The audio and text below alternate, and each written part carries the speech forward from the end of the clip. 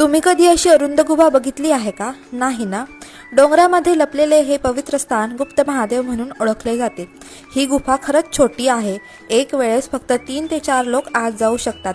सगळीकडे अंधार होता, पण समोर दिसणारं शिवलिंग बघितल्याबरोबरच मन शांत होतं.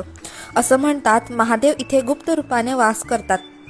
कसे तर पुराणांमध्ये सांगितले जाते की भस्मासूर नावाचा एक असुर महादेवाकडे वर मागण्यासाठी तपस्या करत होता. शिवाने त्याला वर दिले की ज्याच्या पण डोक्यावर तू हात ठेवशील तो भस्म होईल. पण अहंकाराने त्याने महादेवावरच हात ठेवण्याचा प्रयत्न केला. त्यावेळी महादेव त्यांच्यापासून वाचण्यासाठी या गुफेत गुप्त झाले. म्हणूनच याचं नाव पडलं गुप्त महादेव. नंतर भगवान विष्णूंनी मोहिनी रूप घेऊन भस्मासुराला फसवले आणि तो स्वतःच भस्म झाला. आजचा व्लॉग इथेच संपतो. तर भेटूया नेक्स्ट व्लॉगमध्ये नेक्स्ट स्पॉटला. तोपर्यंत बाय.